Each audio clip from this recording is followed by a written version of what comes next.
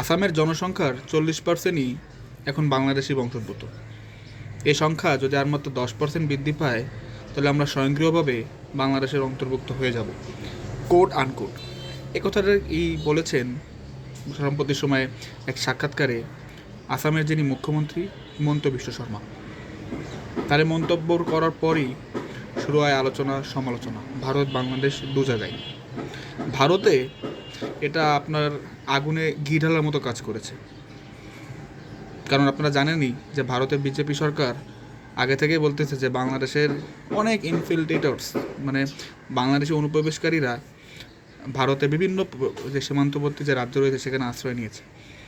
এর ফলে যখন আসামের মুখ্যমন্ত্রী এই একটি দায়িত্বশীল পর্যায় থেকে এই কথাটি বলল, সো বলতে বাকি থাকে না যে এই নিয়ে রাজনীতি ভারতে ইতিমধ্যে বেশ গরম। তারা বলতেছে যে সকল প্রকার ইনফিল্ট্রেটরস যারা আছে, অনুপ্রবেশকারীরা যারা আছে, তাদের বের করে দিতে হবে।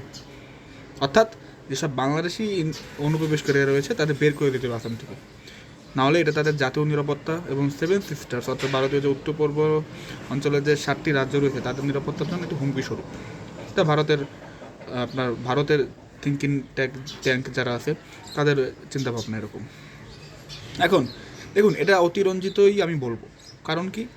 কারণ হচ্ছে যে আপনার কাছে তো কোনো প্রুফ নাই, ডেটা ওয়াইজ নাই। ডেটা আছে কোনো যে কত % আপনার বাংলাদেশি অনুপ্রবেশকারী সেখানে রয়েছে।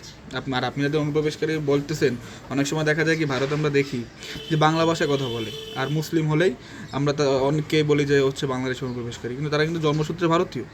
কি অদ্ভুত দেখেন, এর চেয়ে নির্মম কিছু হতে পারে যে নিজের দেশের সরকার বলতেছে যে আমি অন্য দেশের, শুধুমাত্র বাংলা ভাষাভাষী আর আমি মুসলিম বলি। এটা ভারতে আমরা অনেক দেখেছি।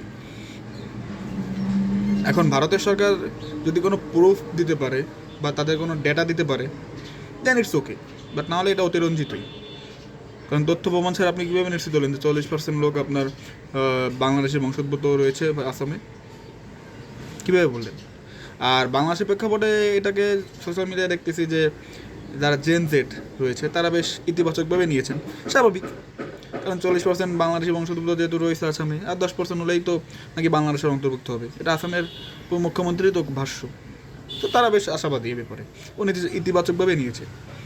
বাট ভারত সম্ভবত এটাকে এখন রাজনৈতিক হাতিয়ার হিসেবে ইউজ করবে, এবং খুব সম্ভবত তাদের দেশেরই যারা নাগরিক রয়েছে, মুসলিম নাগরিক বাংলা ভাষাভাষী, তাদেরকে এখন অনুপ্রবেশকারী বানাবে। কারণ আমরা এরকম রাজনীতি ভারতে দেখে আসতেছি। It's very sad. সাধারণ মানুষকে নিয়ে রাজনীতি করা খুবই দুঃখজনক, বাট আমাদের এই অঞ্চলে এটা হয়ে আসতেছে। তো হিমন্ত বিশ্ব শর্মা যে কথাটি বললেন, তিনি একটি দায়িত্বশীল পর্যায়ে রয়েছেন, তিনি একটি প্রদেশের মুখ্যমন্ত্রী। তিনি প্রুফ দেখাক, দেন আমরা বুঝবো যে না, এখানে বাংলাদেশি বংশোদ্ভূত রয়েছে।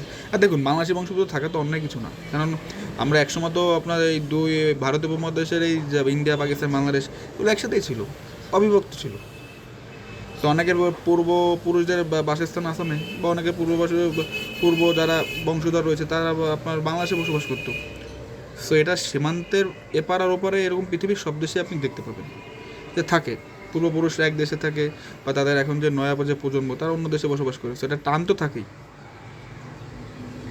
সো আপনি এটা ক্লেম করেছে আসামের মুখ্যমন্ত্রী, আমি আশা করব যে তিনি প্রুফ দেবেন, বাট হয়তো দিবে না, কারণ এটা জাস্ট হচ্ছে রাজনৈতিক বয়ান। ঠিক আছে, বলে রাজনৈতিক বয়ান আমাদের অঞ্চলে খুব চলে, খুব মুখরোচক, তো খুব কাজে দেয় রাজনীতির মাঠে। ধন্যবাদ।